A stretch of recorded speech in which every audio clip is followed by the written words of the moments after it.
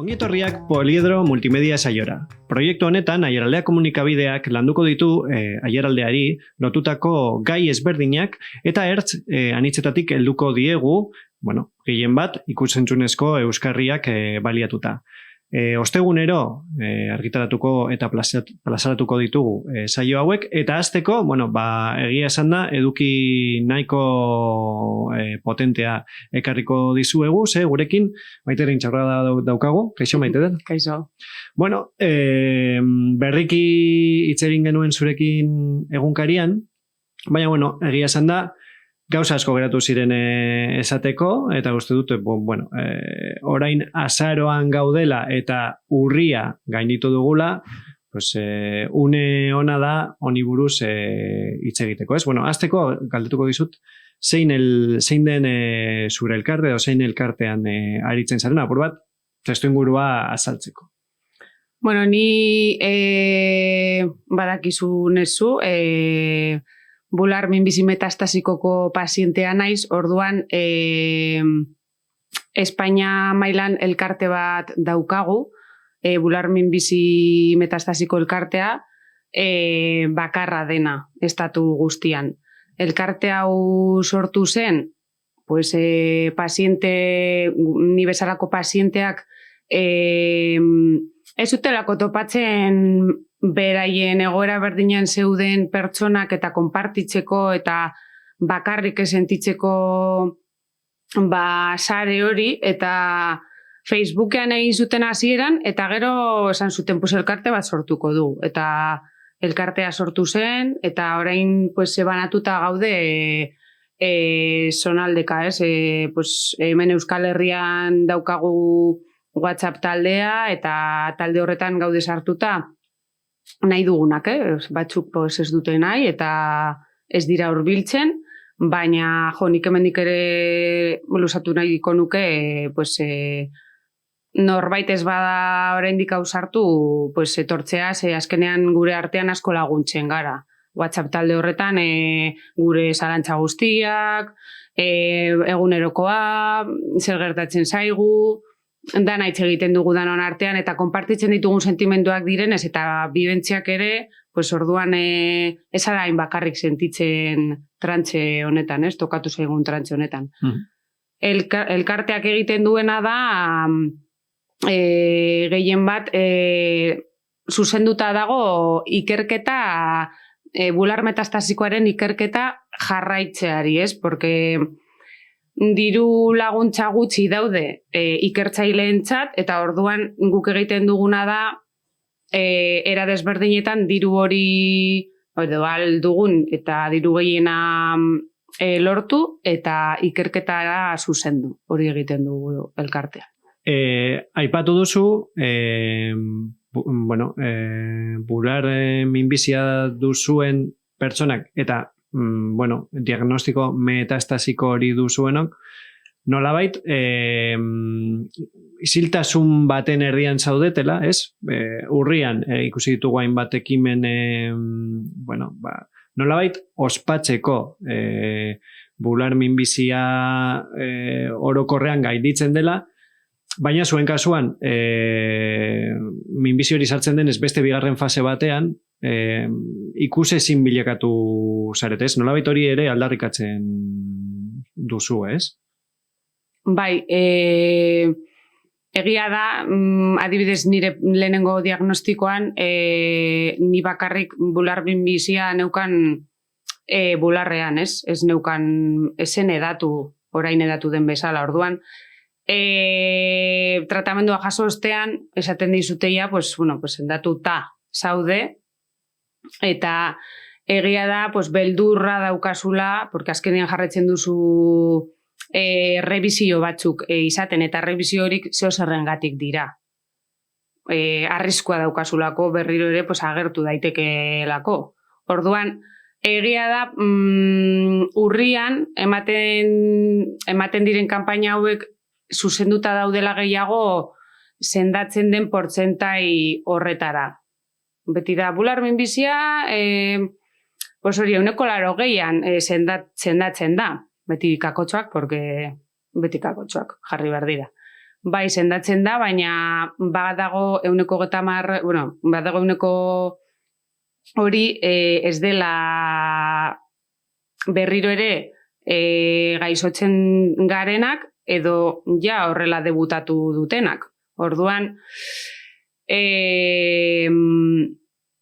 nire lehenengoko diagnostikoan beldur hori neukan eta ere ez nuen nahi alde hori ikusi. Nik ulertzen ditut emakume horiek ez dutenak nahi hitz egin metastaseari buruz, beldur itzela ematen du. Ja hitza bakarrik ez ez dut nahi ikusi. Baina guk bai erabiltzen dugu urria eta urte osoa erabiltzen dugu ikusteko gu ere hemen gaudela, bular minbiziaren parte garela.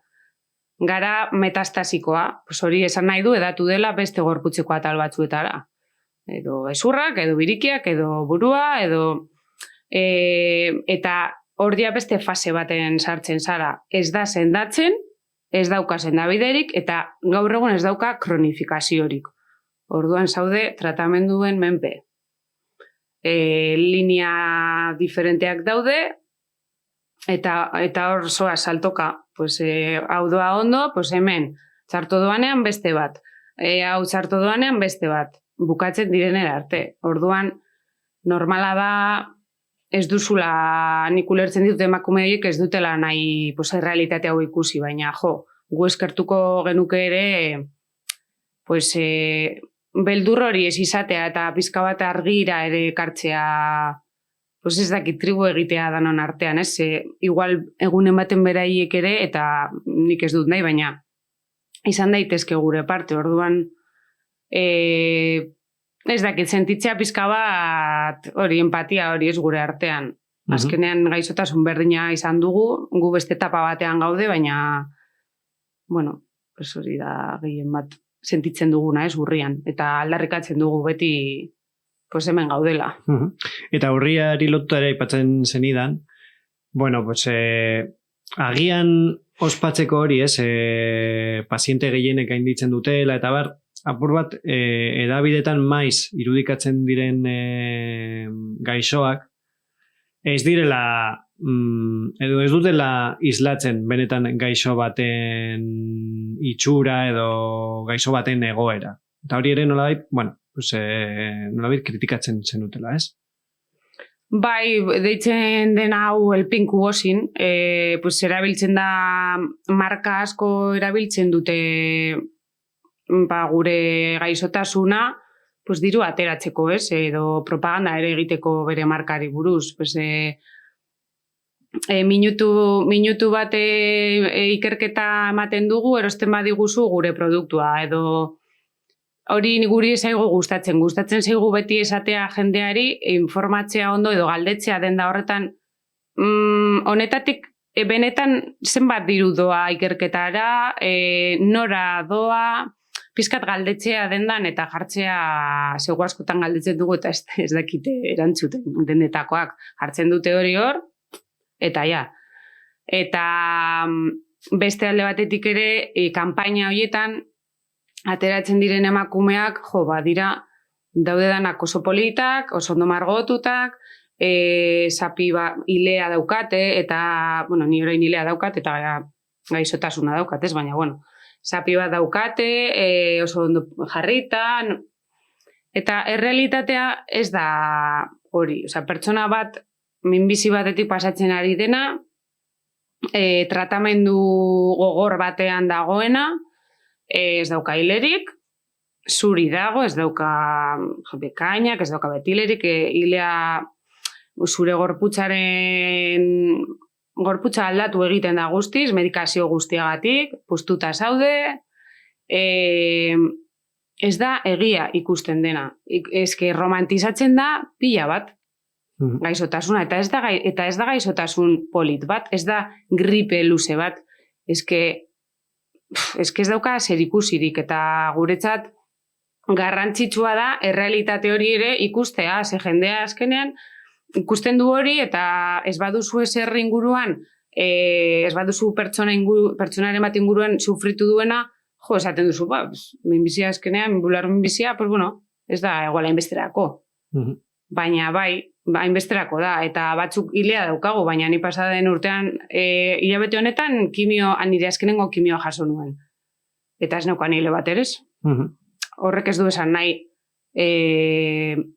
urrian esaten duten guztia, sinistu behar dugunik, eta hori ere, pizkat niri, azkenean urria izaten da oso gogorra, porque ikusten duzu denbora guztian, dituzu, hori, edo sare sozialetan, edo telebistan, eta esaten duzu. Eski horiz da horrela, eta nire kidea dago begira zelan dagoen, edo ezin da mugitu. Oso zaila da kudeatzea urria, hilabetea. Pasatzen denean da, ja pasatu da. Baina gustatzen zaigu esatea hori ez dela gure realitatea. Horri lotuta, aipatu duzu, sare sozialek hori ez dela zuen errealitatea. Urrian, zure sale sozialetan, partekatu zenuen bideo bat, zeinean, hitz egiten zenuen, gainera, gorputzari buruz, ez? Apur bat, erdigunean, jartzen zenuen hausnarketa bat, gaixotasunak eta bereziki tratamenduak dituen eraginei buruz. Zure kasuan gainera izan zarela kirolaria, eta gorputza oso lehen lerroan bizi izan duzula, bagian beste batzuk ez dugu horrela bizitzen, ez diogu horren beste eskatzen, gorputzari ez diogu eskatzen apuruan muturrera eramatea, baina zuk egin duzula, eta zure asmoa dela jarraitzea hori egiten, benetan ze eragin dauka tratamenduak eta gaixotasunak zure bizten da zure gorputza? Ni lehenengo bideo hori egin nuen gure bularmen bizimetastasikoko pazienteak ikusarazteko, baina ere gorputzarekin lotu nahi izan genuen, Aiora eta biok, beste edozein gauzagatik zure bizitzan gorputzaldaketak gertatu aldirelako, ez bakarrik gaixotasun hau izateagatik, ez? Eta emakumeak askotan hori aldaketak sufritzen ditugunez, nahi nuen ere pizkat globalizatu ere, bai minbizia hor jarri, baina nire kasuan hori izan delako, baina emakumei pizkate trasladatzea, gertatzen zaigula, aldatzen bada ere denboragatik edo beste gauzen batzuengatik maitatzen ikasi behar dugula, ez? Eta, bai, tratamenduak aldatzen zaitu guztiz. Nire kasuan, 12 kilo edo, ez dakit, uste dut 12 kilo lo ditu nintzela, orain ja nago pizkat nire pisuan, baina hartzen dituzun medikazio guztiak, puztu egiten, ez da lo ditu, puztu egiten zaituzte, ez? Eta, azkenean oso gogorra da, hori izaten duzuna, ikustea, gainera puztzen zarela, baina muskulatura galtzen duzula. Ni ja zinuen kirola egiteko ez neukan indarra, oso zaila egiten da. Gero ebakuntza ere izan dut, mastektomia bat, orduan bai daukadala rekonstruida, daukat gezurretako titia jarrita, baina bere sekuelak ere ditu, orduan izpiluaren aurrean esaten duzu, ostras, ja, nor da hau? Nor da hau? Oso zaila da gestionatzea hori. Gero, aipatzen zenuen bideo horretan, jartzen zenuen erdigunean, gorputza, baina gero, gorputzaren eta oroar gaixotasunaren alde pisutsuena edo gogorrena, gorputzetik dator, baina eragiten du zehazki psikologikoki, ez? Ez da gai bat batzutan ezin duzu zure ingurukoekin hitz egin zelan eragiten dizun, badakizu zure ingurukoek ere sufrituko dutela zure sufrikarioa. Eta aldi berean, egia da guztiok gaudela bizitza honetan luzapenean, baina kasuen kasuan, luzapen horrek arrazoi bat dauka atzetik. Eta ez dakit nola lortzen duzuen pisu horrekin, egunerokoan, nolabait kudeatzea zuen egoera. Nire kasuan, ni frustrazio asko jasotzen dut nire buruarekin. Osea, ni saiatzen naiz lehengo bizitza egiten, eta, klaro, gorputzak esaten ditez, eske hau ezin duzu, eta frustratzen naiz pila bat. Oso lan pertsonal sakon egin behar duzu, bizitzeko zure egoera berrian, zure gorputz berrian. Porque nire kasuan bigarren tratamendua da, nire gorputza orain nire medikuak esan dit, daukala izango dituela 60 urte, imaginatu, claro, nire ditut 39. Nire burua esaten du, egin nahi dut hau, egin nahi dut hau, eta joan nahi dut horra, eta egin nahi dut egiten nuena. Baina gero zoaz, eta esaten duzu, eske ezin dut. Edo kostatzen zait gehiago, edo gero egiten badut, egongo naiz, ez dakizen bat egun txarto, oso zaila da, egin behar duzu lan pertsonal pila bat, maitatu behar zara, maitasun asko behar diozu zure buruari, eta ulertu behar duzu, porque ni hasieran ez nuen ulertzen. Frustratzen nintzen, azarratzen nintzen, eta ingurukoekin ezin nuen konpartitu. Konpartitzen duzu zati bat, baina ez dana, porque, claro, hain motxila handia, beraiek ere daramate beraien motxila zuk horrela ikusteagatik. Orduan, eramaten dut ni bakarrik, baina gure talde horretan ere, sarea daukagu, eta horre eramaten ditugu gauza hauek, ez hau gertatu zait, geratzen gara gure artean, eta hitz egiten dugu gauza hauei buruz, ez gara bakarrak, osea, ni ez naiz bakarrik horrela sentitzen, besteak ere, beste gauza batzuetan, orduan, horrela, saiatzen gara egunez egun bizitzen. Eta zure medikoak esan dakoa orain, 60 urteko pertsona batean gorputza duzula, horrek atzera egin dezake, edo behin betikoa da, dinot, orain hasiko zara berriro, kirola egiten, ez dakite horren bitartez gaztetuko duzun, zure gorputza, edo esan duzun bezala, hau da, etxipena kudeatzen ikasi behar dut, eta listo.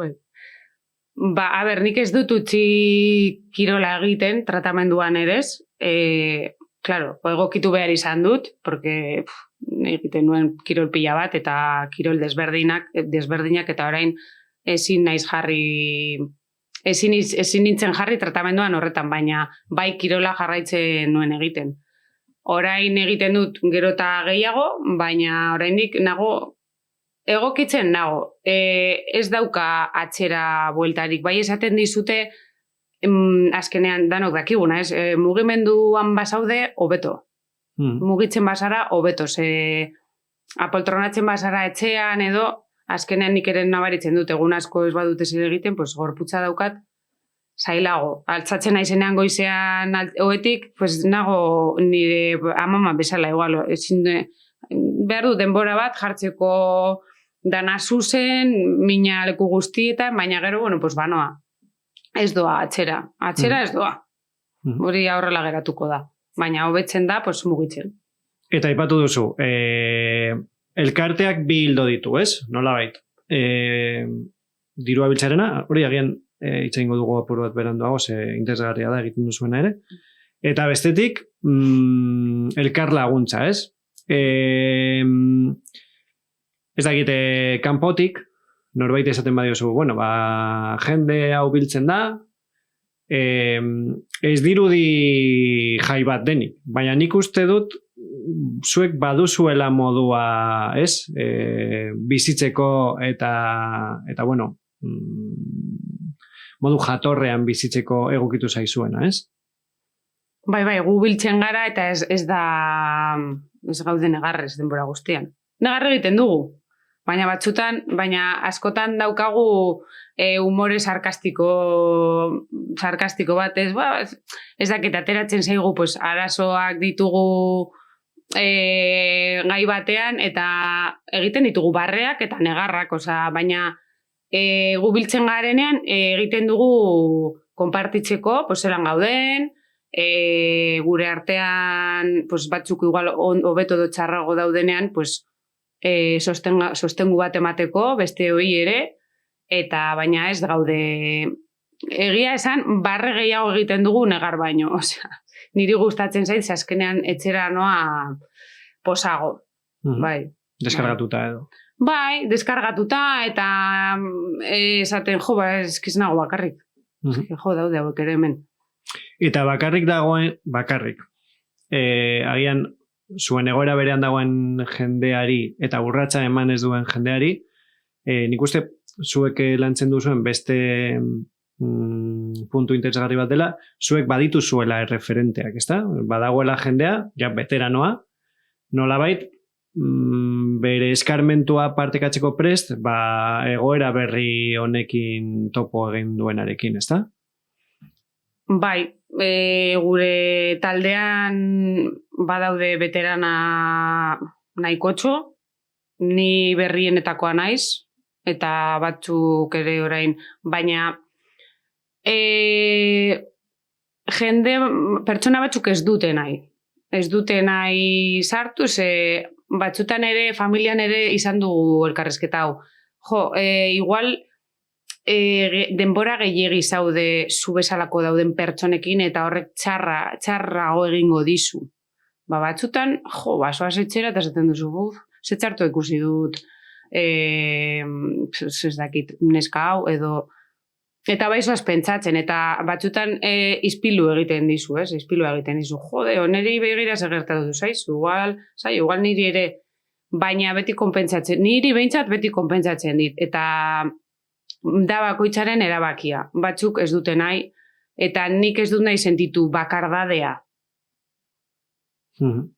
Ikusten dut errealitatea, porque azkenean bakoitza dago bere prozesuan, bere momentuan, eta errealitate diferenteak dira, baina eski igual egun ematen nire ere izango da.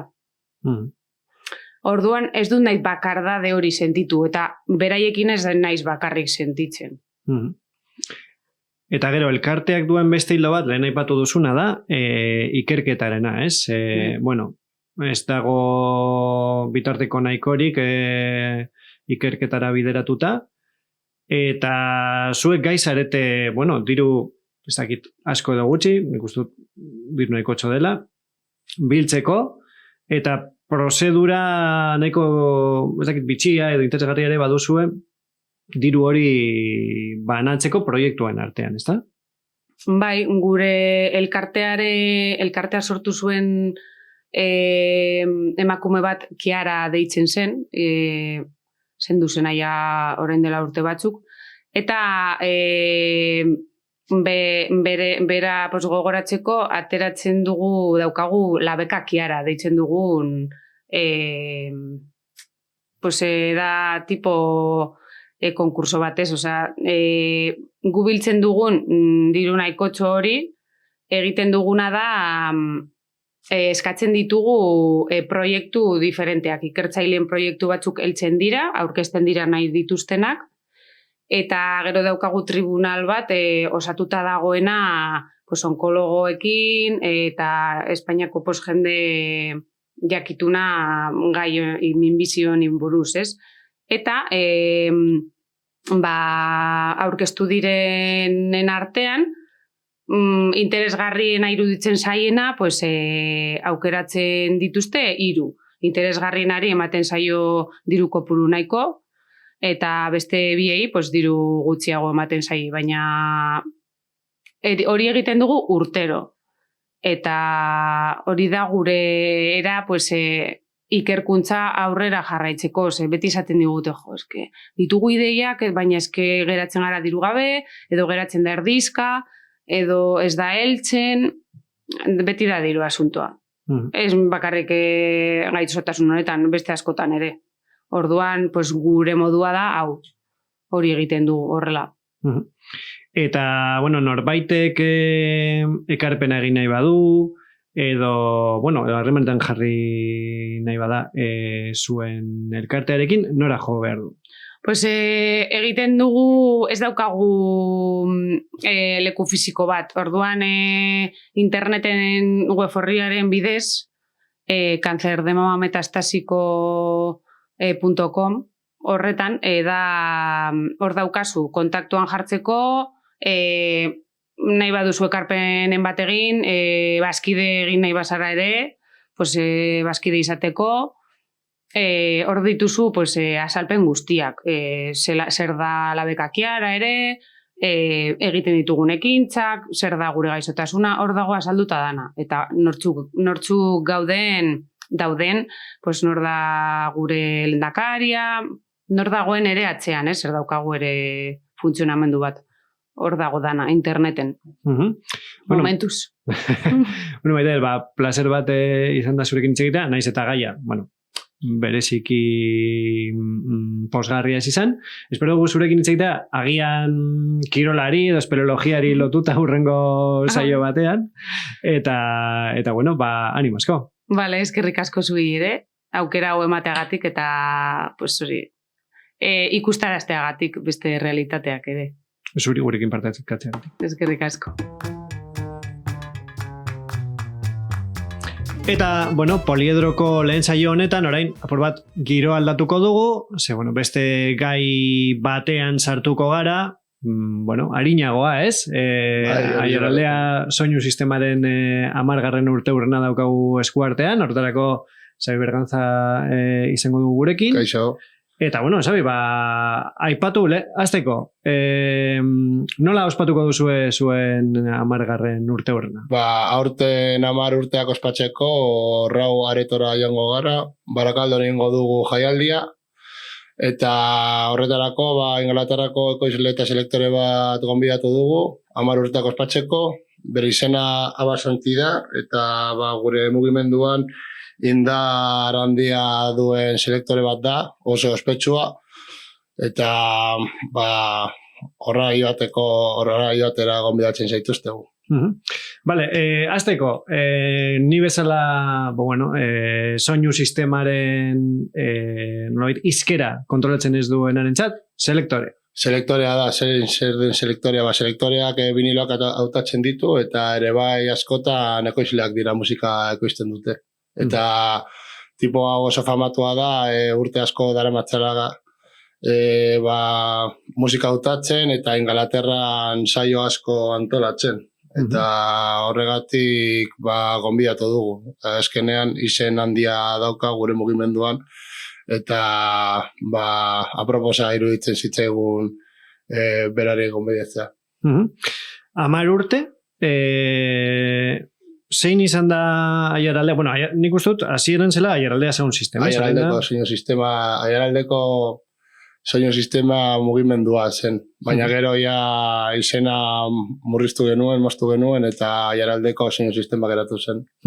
Eta zein da, zuen kolektiboaren bilakaera urte hauetan? Ez dakit, jende gutxiago, jende gehiago, beste hilo batzuk jortzen duzu. Urteak pasala, zenbakia murriztu egin da, orain bakarrik aktiboki bigaude, eta jende asko hasi zen lehenengo egunetan, baina jendea hasten da lanean, eta beste batzuk beste lekuetara bizitzera joan dira, eta orduan bakarrik bilaratu gara, eta horretan gabiz. Bion artean lan egiten eta proiektua aurrera eramaten. Nolabait, esan bezala, bagian sound sistema edo soinu sistema ezagutzen ez duenarentzat, zertan oinarritzen da mugimendu edo disiplina hau, Jamaikan jaio zen, bere garaian? Jamaikan jaio zen, guk jarraitzen dugun eredua Jamaikako eredua da, Jamaikan hasi zirenean soinu sistemak egiten, beraiek kaletan jartzen zuten bosgarailuak eta edaria saltzen zuten jaioiek etekina ateratzeko. Eta gero urteekin Ingalaterrara joan zen mugimendua, Jamaikan ere bai geratu zen, baina guk jarraitu dugu Ingalaterrako eredu hori, eta jarraitu egin duguna musika asko jartzen dugu Ingalaterratik eta beste asko Jamaikatik, baina gehien gustoko duguna bada Ingalaterrako musika.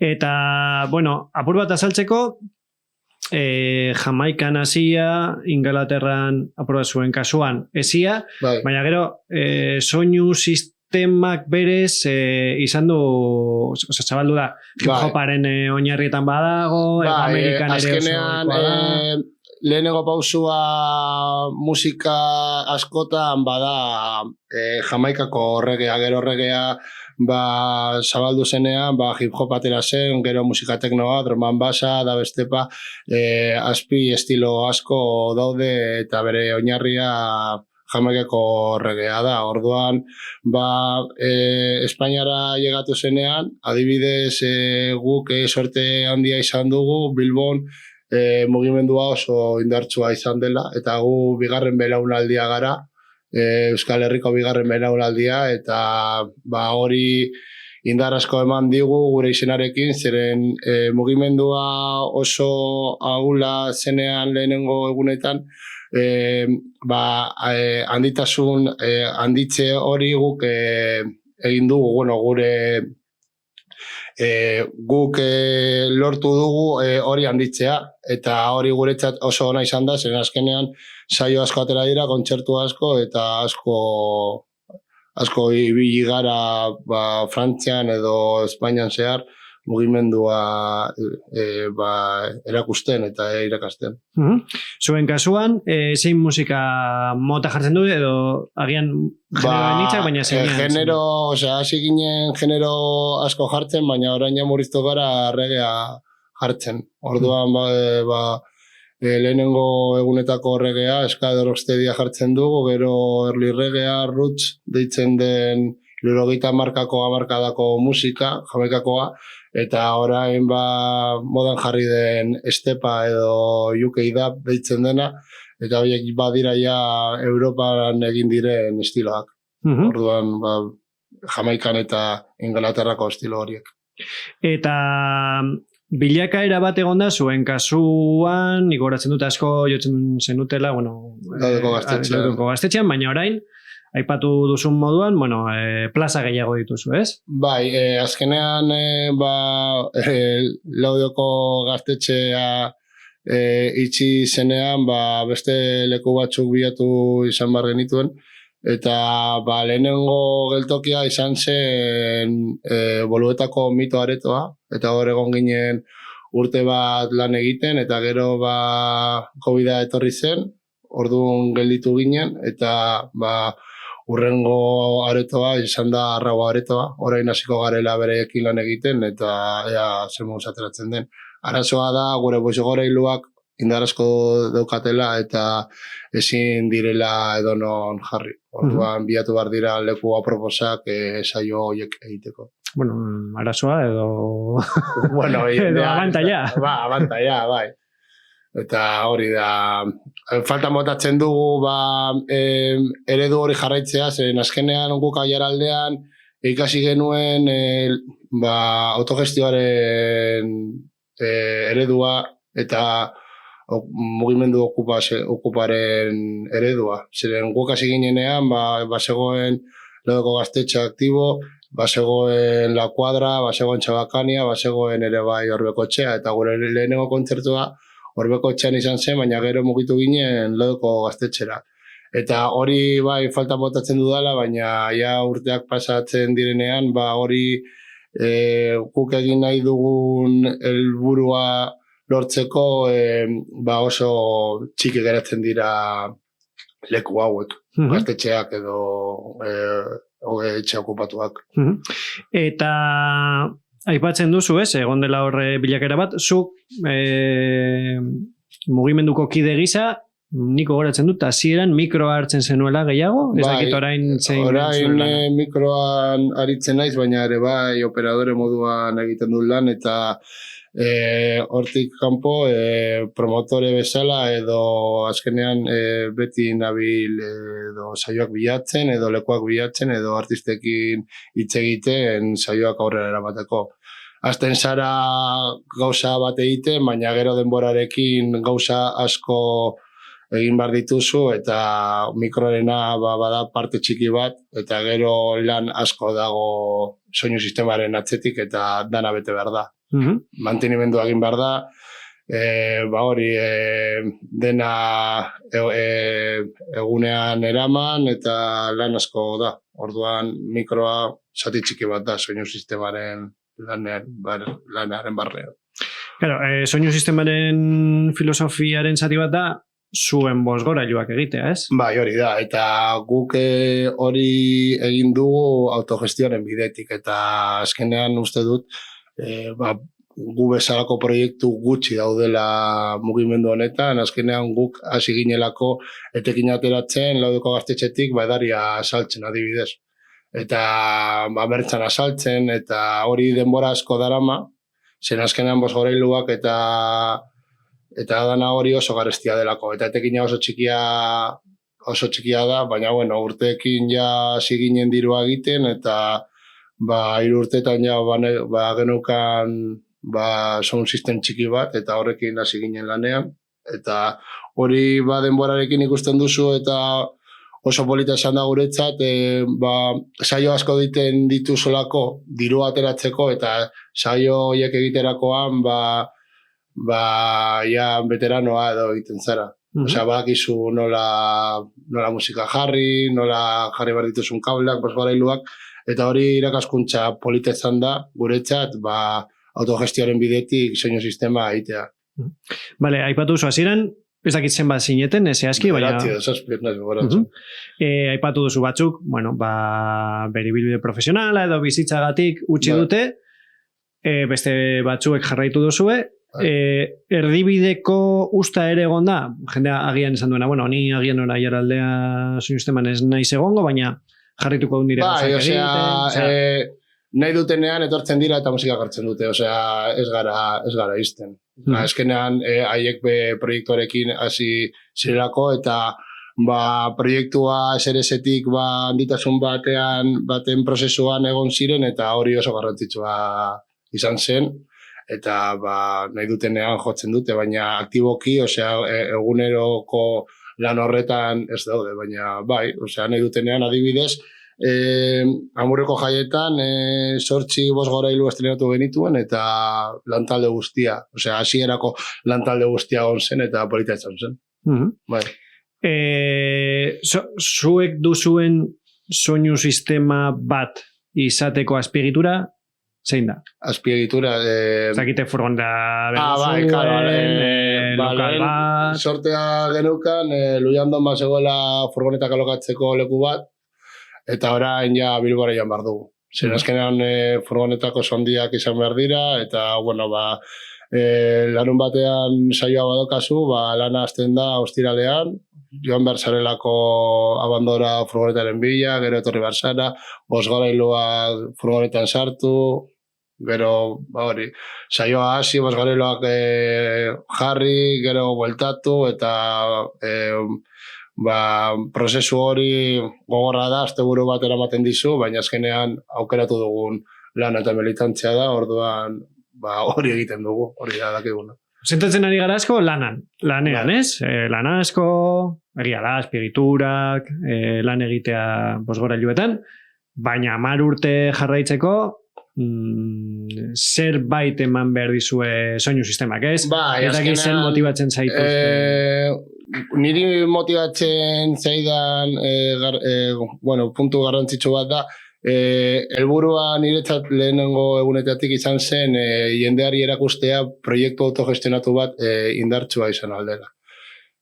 Guk ez genuen dirua jarri, inoiz ez dugu dirurik jarri, diru guzti hori gure jaietan lortu dugu edo kontzertuak egiten, eta hori izan zen motivazio, osea, nire lehenengo motivazioa, orain ja, izen bat daukagu, eta guk belaunaldi berri irakatsi nahi diegu nola den kultura, zer egin behar duten, osea, polita da belaunaldi berriak ikusten hastea, eta hori da orain gauden puntu batean, zeren ja 10 urte daramatzagu musika jartzen eta bozgorailuak jartzen, eta orain gaude irakasteko momentu batean. Gaztei irakatzi, zer nolakoa den gure kultura, eta guri egin diguten bezalaxe, guk belaunaldi berri egitea, hori da motivazioa. Eta saioari dagokionez, zuek jartzen duzuenean guztia, saioa astera doanean, zer da esan duzuna? Orain nire unea da, orain egingo dut hau.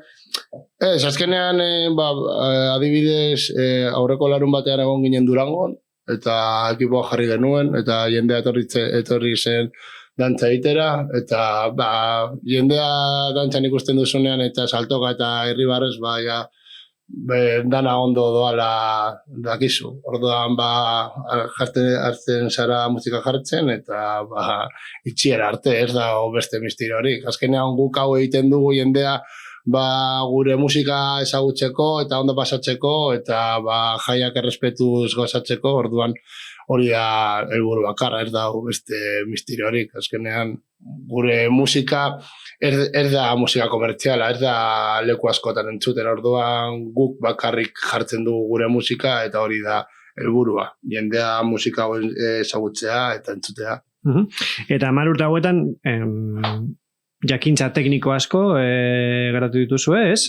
Bai. Baina, gero saio bat egitean, nolabait findu duzue belarria edo begia ikusteko zer jarri behar duzuen, zer saltzen den hobeto. Urtetan hori ikasten da, eta hori delako gure lana. Azkenan, musika jartzen baduzu eta jendeak ez badu dantzatzen edo joaten badakizu hori ez doala ondo, orduan beste estilo bat bilatu behar duzu, edo mikroa jendea motivatu, edo aukera asko daude hori lortzeko, orduan asko lantzen da, 10 urte askotxo dira, eta asko ikasten da, orduan asko hobetzen da arlo horretan.